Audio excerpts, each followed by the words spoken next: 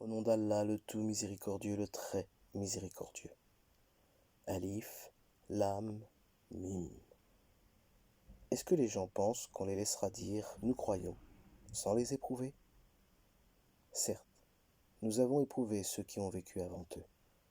Ainsi Allah connaît ceux qui disent la vérité et ceux qui mentent. Ou bien ceux qui commettent des méfaits, qu'ont-ils pouvoir nous échapper? Comme leur jugement est mauvais. Celui qui espère rencontrer Allah, le terme fixé par Allah va certainement venir, et c'est lui l'audient, l'omniscient. Et quiconque lutte, ne lutte que pour lui-même, car Allah peut se passer des mondes. Et quant à ceux qui croient et font de bonnes œuvres, nous leur effacerons leurs méfaits, et nous les rétribuerons de la meilleure récompense pour ce qu'ils auront accompli. Et nous avons enjoint à l'homme de bien traiter ses pères et mères. Et si ceux-ci te forcent à m'associer, ce dont tu n'as aucun savoir, alors ne leur obéis pas. Vers moi est votre retour, et alors je vous informerai de ce que vous faisiez. Et quant à ceux qui croient et font de bonnes œuvres, nous les ferons certainement entrer parmi les gens de bien. Parmi les gens, il en est qui disent « Nous croyons en Allah ». Puis, si on les fait souffrir pour la cause d'Allah, ils considèrent l'épreuve de la part des hommes comme un châtiment d'Allah. Or, s'il vient du secours de ton Seigneur, ils diront certes, nous étions avec vous. Allah n'est-il pas le meilleur à savoir ce qu'il y a dans les poitrines de tout le monde? Allah connaît parfaitement les croyants et connaît parfaitement les hypocrites.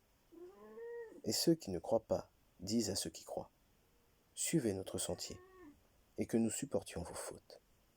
Mais ils ne supporteront rien de leurs fautes. En vérité, ce sont des menteurs. Et très certainement, ils porteront leur fardeau, et d'autres fardeaux en plus de leur propre fardeau. Et ils seront interrogés le jour de la résurrection sur ce qu'ils inventaient. Et en effet, nous avons envoyé Noé vers son peuple. Il demeura parmi eux 1000 ans, moins 50 années. Puis le déluge les emporta, alors qu'ils étaient injustes. Puis nous le sauvâmes, lui et les gens de l'arche, et nous en fîmes un avertissement pour les mondes. Et Abraham, quand il dit à son peuple, « Adorez Allah et craignez-le, cela vous est bien meilleur si vous saviez. Vous n'adorez que des idoles en dehors d'Allah, et vous forgez un mensonge. Ce que vous adorez en dehors d'Allah ne possède aucun moyen pour vous procurer nourriture. Recherchez votre subsistance auprès d'Allah, adorez-le, et soyez lui reconnaissant. C'est à lui que vous serez ramenés. Et si vous criez au mensonge, d'autres nations avant vous ont traité leurs prophètes de menteurs. Aux messagers cependant, n'incombe que la transmission claire. Ne voit-il pas comment Allah commence la création puis la refait? Cela est facile pour Allah. Dis, parcourez la terre et voyez comment il a commencé la création, puis comment il a créé la génération ultime, car Allah est omnipotent. Il châtie qui il veut et fait miséricorde à qui il veut, et c'est vers lui que vous serez ramenés. Et vous ne pourrez vous opposer à sa puissance ni sur terre ni au ciel. Et il n'y a pas pour vous, en dehors d'Allah, ni allié ni secoureur. Et ceux qui ne croient pas au verset d'Allah et sa rencontre désespèrent de ma miséricorde, et ceux-là auront un châtiment douloureux. Son peuple ne fit d'autre réponse que « Tuez-le ou brûlez-le ». Mais Allah le sauva du feu. C'est bien là des signes pour des gens qui croient.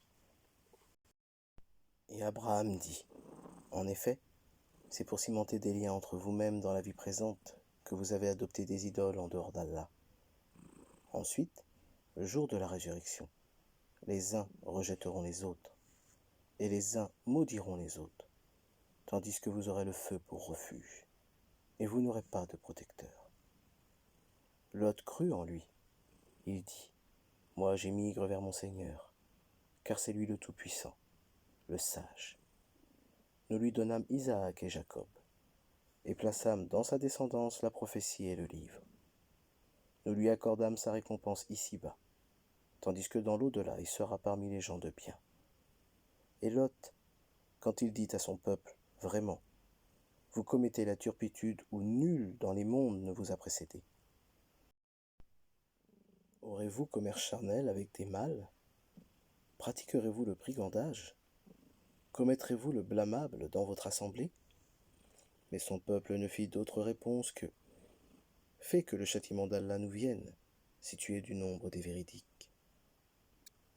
Il dit, Seigneur, donne-moi victoire sur ce peuple de corrupteurs. Et quand nos anges apportèrent à Abraham la bonne annonce, ils dirent, nous allons anéantir les habitants de cette cité, car ses habitants sont injustes. Il dit, mais Lot s'y trouve. Ils dirent, nous savons parfaitement qui y habite. Nous le sauverons certainement, lui et sa famille, excepté sa femme, qui sera parmi ceux qui périront. Et quand nos anges vinrent à Lot, il fut affligé pour eux, et se sentit incapable de les protéger. Ils lui dirent, ne crains rien, et ne t'afflige pas. Nous te sauverons ainsi que ta famille, excepté ta femme qui sera parmi ceux qui périront. Nous ferons tomber du ciel un châtiment sur les habitants de cette cité, pour leur perversité. Et certainement, nous avons laissé des ruines de cette cité, un signe d'avertissement évident pour des gens qui comprennent. De même au Madian, nous envoyâmes leur frère Chouaïb, qui leur dit, ô mon peuple, adorez Allah, et attendez-vous au jour dernier, et ne semez pas la corruption sur terre. Mais ils le traitèrent de menteur. Le cataclysme les saisit, et au matin, ils gisaient sans vie dans leur demeure. De même, nous anéantîmes les Had et les Tamoud. Vous le voyez clairement à travers leurs habitations. Le diable, cependant, leur avait embelli leurs actions, au point de les repousser loin du sentier. Ils étaient pourtant invités à être clairvoyants. De même, nous détruisîmes Corée, Pharaon et Haman. Alors que Moïse leur apporta des preuves, ils s'enorgueillirent sur terre, et ils n'ont pas pu nous échapper. Nous saisîmes donc chacun pour son péché. Il y en eut sur qui nous envoyâmes un ouragan. Il y en eut que le cri saisit. Il y en eut que nous fîmes engloutir par la terre. Et il y en eut que nous noyâmes. Cependant, Allah n'est pas tel à leur faire du tort, mais ils ont fait du tort à eux-mêmes. Ceux qui ont pris des protecteurs en dehors d'Allah ressemblent à l'araignée qui s'est donné maison. Or, la maison la plus fragile est celle de l'araignée, si seulement ils savaient. Allah connaît toutes choses qu'ils invoquent en dehors de lui, et c'est lui le Tout-Puissant, le Sage. Telles sont les paraboles que nous citons aux gens. Cependant, seuls les savants les comprennent. C'est pour une juste raison qu'Allah a créé les cieux et la terre. Voilà bien là une preuve pour les croyants. Récite ce qui t'est révélé du livre, et accomplis la salate. En vérité, la salate préserve de la turpitude et du blâmable. Le rappel d'Allah est certes ce qu'il y a de plus grand, et Allah sait ce que vous faites. Et ne discutez que de la meilleure façon avec les gens du livre, sauf ceux d'entre eux qui sont injustes. Et dites, nous croyons en ce qu'on a fait descendre vers nous, et descendre vers vous, tandis que notre Dieu et votre Dieu est le même, et c'est à lui que nous nous soumettons. C'est ainsi que nous t'avons fait descendre le livre. Ceux à qui nous avons donné le livre y croient, et parmi ceux-ci, il en est qui y croient. Seuls les mécréants renient nos versets. Et avant cela, tu ne récitais aucun livre, et tu n'en écrivais aucun de ta main droite. Sinon ceux qui nient la vérité auraient eu des doutes. Il consiste plutôt en des versets évidents, préservés dans les poitrines de ceux à qui le savoir a été donné. Et seuls les injustes renient nos versets. Et ils dirent, pourquoi n'a-t-on pas fait descendre sur lui des prodiges de la part de son Seigneur? Dis, les prodiges sont auprès d'Allah. Moi je ne suis qu'un avertisseur bien clair. Ne leur suffit-il donc point que nous ayons fait descendre sur toi le livre et qu'il leur soit récité? Il y a assurément là une miséricorde et un rappel pour des gens qui croient. Dis, Allah suffit comme témoin entre moi et vous. Il sait ce qui est dans les cieux et la terre. Et quant à ceux qui croient au faux et ne croient pas en Allah, ceux-là seront les perdants. Et il te demande de hâter la venue du châtiment. S'il n'y avait pas eu un terme fixé, le châtiment leur serait certes venu. Et assurément, il leur viendra soudain, sans qu'ils en aient conscience. Il te demande de hâter la venue du châtiment, tandis que l'enfer cerne les mécréants de toutes parts. Le jour où le châtiment les enveloppera d'en haut et sous leurs pieds, il leur dira « Goûtez à ce que vous faisiez. Ô mes serviteurs qui avez cru, ma terre est bien vaste. Adorez-moi donc. » Toute âme goûtera la mort. Ensuite, c'est vers nous que vous serez ramenés. Et quant à ceux qui croient et accomplissent de bonnes œuvres, nous les installerons certes à l'étage, dans le paradis sous lequel coulent les ruisseaux, pour y demeurer éternellement.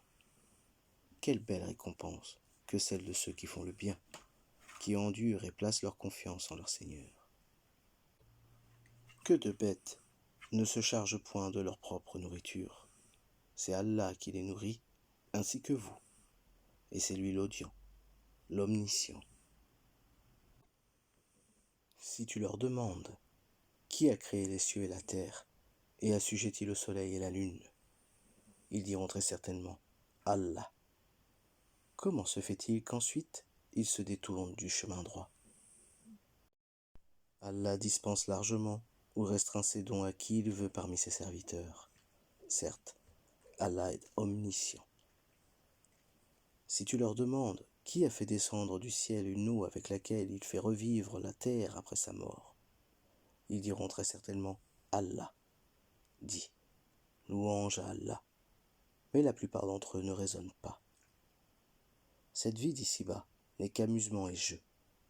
La demeure de l'au-delà est assurément la vraie vie, s'ils savaient. Quand ils montent en bateau, ils invoquent Allah, lui vouant exclusivement leur culte. Une fois qu'il les a sauvés des dangers de la mer en les ramenant sur la terre ferme, voilà qu'ils lui donnent des associés, qu'ils nient ce que nous leur avons donné et jouissent des biens de ce monde. Ils sauront bientôt. Ne voient-ils pas que vraiment, nous avons fait un sanctuaire sur la Mecque, alors que tout autour d'eux, on enlève les gens?